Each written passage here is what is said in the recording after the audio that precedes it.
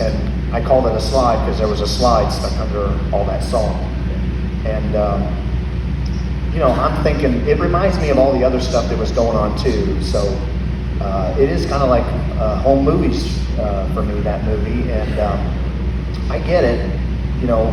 The parts that are scary and all that stuff, and I can't appreciate it in exactly the same way that most of the audience does, but I could definitely see how it strikes people with the music and stuff like that. And there were times when Stanley would play music there for us and things like that. But yeah, probably because all of that snow was actually salt, and I can still kind of taste it.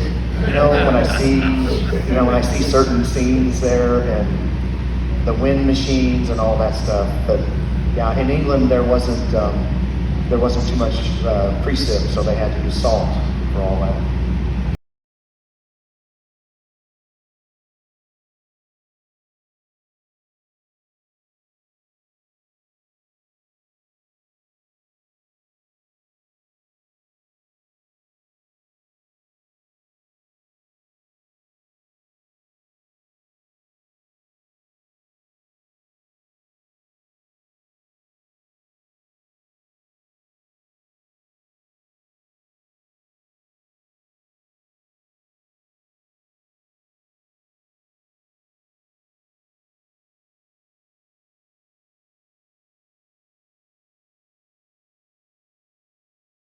To Doug Bradley.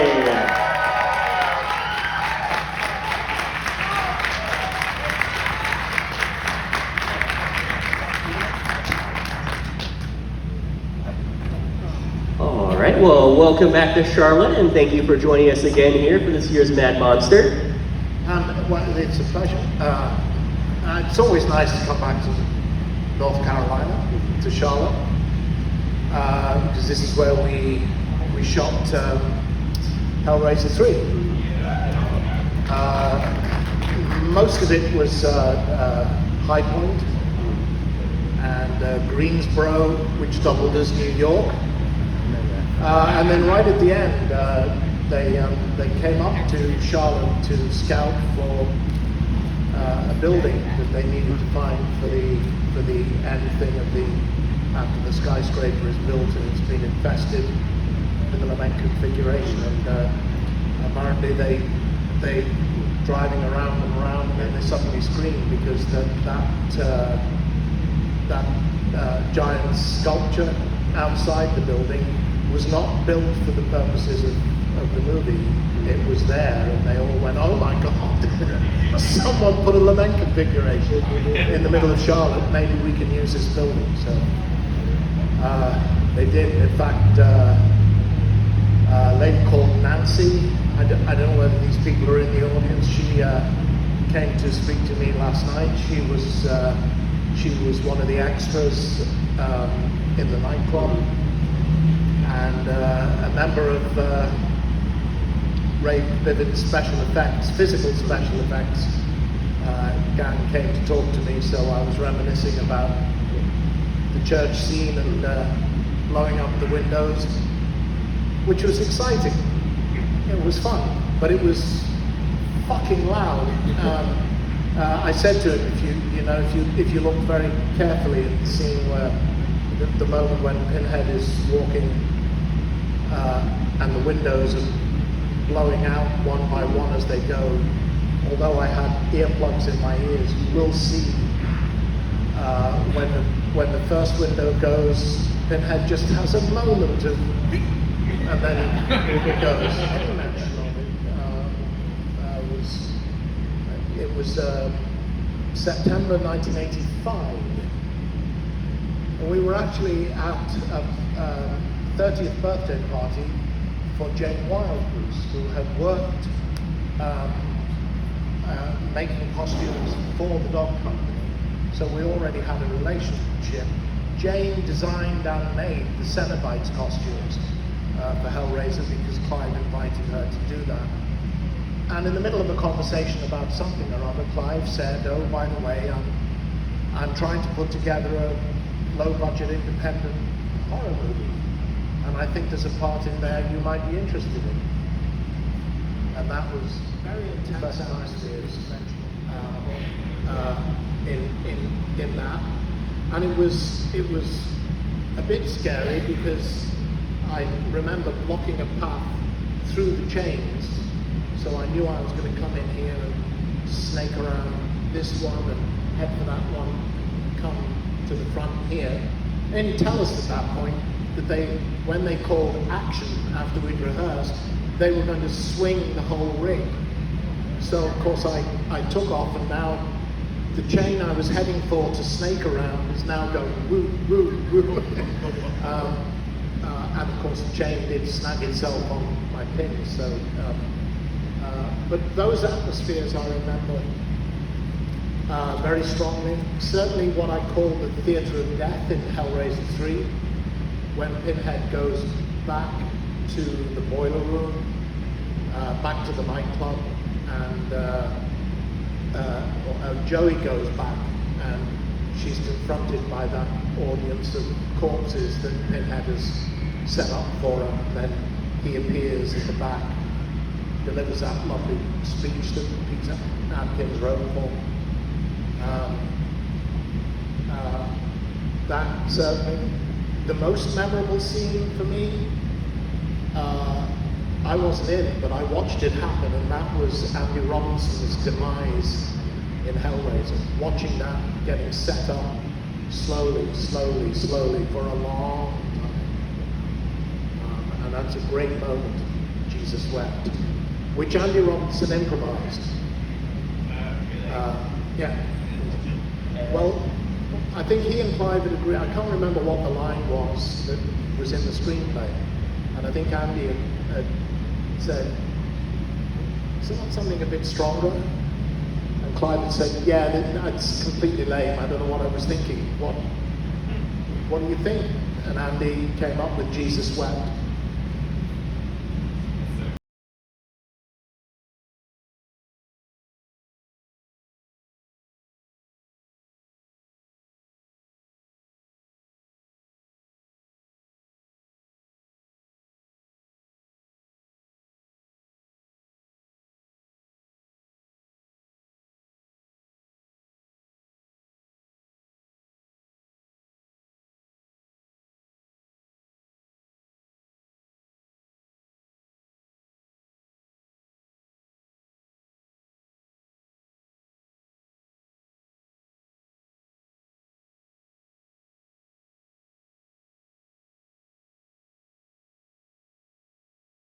Happy Gilmore. Yeah! Woo! It's all in the hip. Drop my hand back. How much fun was that working with Adam on that film? It was insane. Just such a, it's kind of interesting when you have fun on movies and it's not manufactured fun, it's just good people. They all seem to turn out well. You know, if you have a good script, of course, without a good script, you can forget that. But we had a good time, and I think everybody, again, brought their A game, and we tried to be as true to the script and as goofy as possible.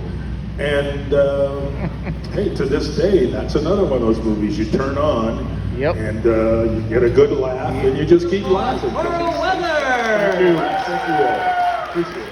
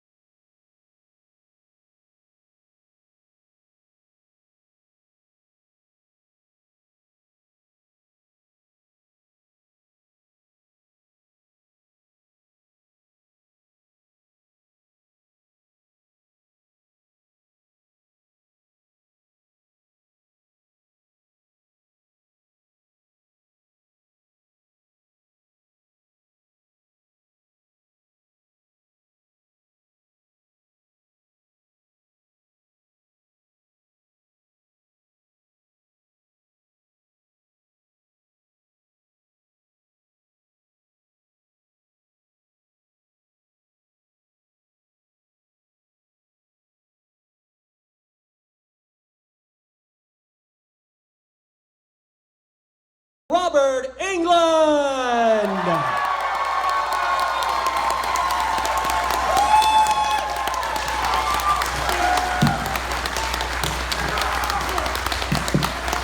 You're all my children now.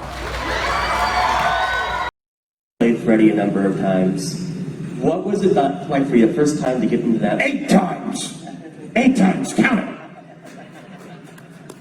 I always have to sign under Kane Hodder on Freddie and Jason photos and memorabilia. And Kane always puts Jason 6, 7, 8, 9.5, 10, 11. And I just want to go right under his name and go, Freddie, 1 through 8. Jason, puck face.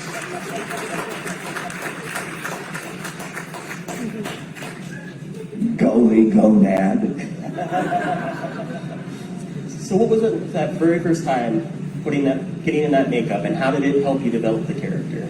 Well, David Miller had my makeup man just come off the Thriller video with Rick Baker, and when you work with the makeup crews over the years, you hear a lot of gossip, and it's great. And listen, taking nothing away from Rick Baker or Stan Winston or any of these guys, but a lot of times their assistants are responsible for a lot of great stuff. And I've heard these stories over the years from the people that work on me, who now have become the Oscar-winning guys that are doing Walking Dead, Craig Nicotero, and the guys that get the Oscar for Chronicles of Narnia, Howard Berger, Robert Kurtzman, Dusk Till Dawn, Kevin Yeager, Sleepy Hollow, Chucky, among other things. And David is really good. Really, really good. But David is not the best guy on the set, you know, because he wants to be back in his shop creating. And the set work, I think, because it's a different clock, a different biological clock ticking, drives him a little bit crazy. But David and I were out deep in the valley, and he already owned a house. And I don't know if it was Thriller money or some other big project he'd done, but he already had a little 1950s Valley ranch house, and he changed the 50s retro 2-car garage. He'd made it into his workshop, his lab, his studio, and he had a vintage barber chair for the actors that came there for makeup tests. And so I spent weeks in that barber chair while we experimented. The first thing he showed me was a book of burn victims, which freaked me out and haunted my nightmares for about a month. But we worked on it, and we changed it, and we brought in Wes Craven and Bob Shea, the head of New Line, to look at it. And over those weeks of tests and that process, David's brushes would get kind of crappy and crusty and sharp, and it would all solidify like fiberglass. And he'd poke me for touch-ups sometimes, or blending the color on the latex. And I'd swat him away, you know, what the hell are you doing here? And I think one time I went, David, knock it off. And I caught myself in the mirror. And I said, if I can do that voice conversationally, that voice will work for Freddie. So that's how I found the voice. And because if I looked at Freddie in the mirror and I went, hey dude, what time are we going to be done today? And I didn't sound like Freddie, you know. What are you watching tonight? No. What are you watching tonight, asshole? Yeah. That kind of works for Freddie. So I found a voice that way. And David's makeup, it was not rougher, it's just has more topography to it, more texture to it. David's makeup, as the camera gets back a few feet, actually lights better than the makeups that followed it. But David's was more difficult in a close-up to light. There was a lot of brow and a lot of creases in here that if you didn't light it right, I lost my eyes. And you need my live eyes, my human eyes, to make the makeup believable and real. And the eyes are the windows of the soul. And so that was sort of the difference in makeups. But that's kind of how we found it. We changed it. Even here at this show, I've signed there's a couple of images of Freddie from the screen test day, and I always tell the fans about that because I think that's just rare to know. One of them, the ear is kind of got, stuff melting on it. There's some flanges of flesh, and we never shot that. That's all the screen test days. Those are shots from the screen test. You can kind of tell because my hat's a little flat. I look a little bit like a picador in a bullfight, and the sweater's a little big. It boat necks a bit on the neck. But yeah, that makeup process was interesting. I think way down deep, little Robbie England said yes to Wes Craven because when I was a child, I was. Hello? Who is this? Are you looking for Chad? Well, he's a little tied up right now. He's such a cut-up. Or he will be when I'm through with him. Say, what's your name? Where are you? Maybe I'll come over and play a little game with you. I said, what's your name and what's your number? Tell me now, or I'll gut you like a fish. Ended up on the cutting room floor that you wish would have remained. Yeah, Stu and Sydney make out for like 3 pages. And we're gonna recreate that scene right now. That's a joke. Please don't tell my wife I said that. No, I don't think so. I mean, I think that the thing about that sequence is that it kind of all stayed in. It was long. I mean, that's like an hour of the movie. I was just saying it took us like 3 weeks really to do that. Like, What was both of your first experience watching the film? phenomenal. I mean, exciting. It was exciting. It's a good movie, right? I mean,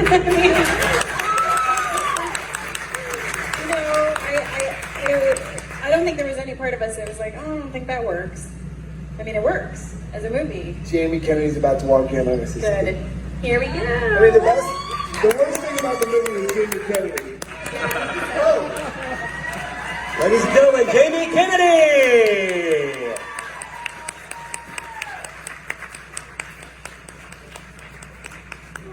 And Mr. Roger Jackson. Ladies and gentlemen, Roger Jackson!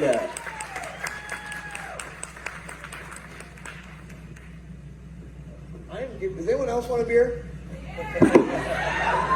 Can I get 98 beers? So, well, thank you all again for joining us here this weekend and taking part. So, we've already talked to Nev and Matt a little bit about how they became involved with Scream. Jamie, can you talk a little bit about being cast?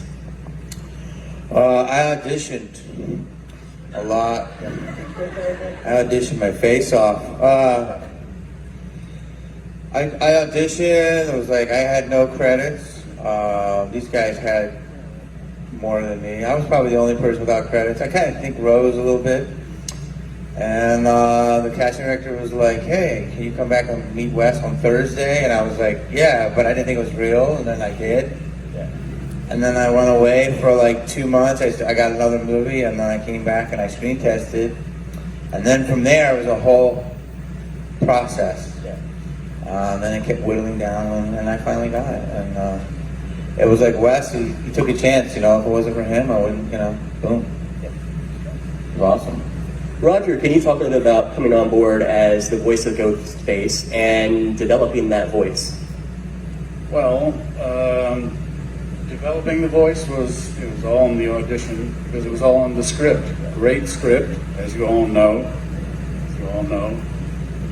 Initially, I was just hired. They were filming in Santa Rosa, which is north of the San Francisco Bay Area.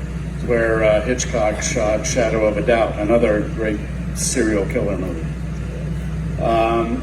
And Drew Barrymore wanted to have an actor to play that opening scene with instead of just having lines fed to her by a script person, someone to react with, play the scene with. So they cast in the Bay Area where I was living, and we came in, a whole bunch of us from around the Bay Area, And the audition script was that first scene.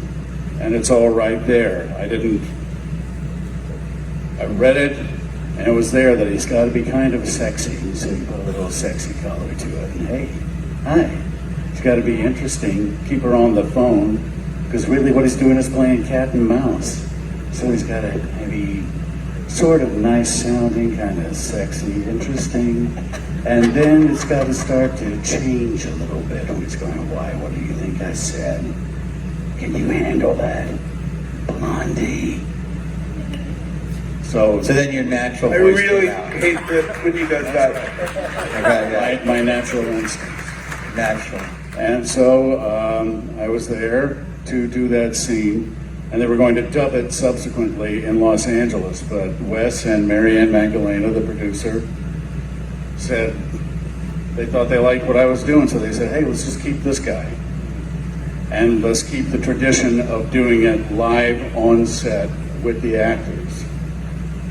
So through all 4 movies, I'm somewhere nearby watching what's going on with these guys on a monitor.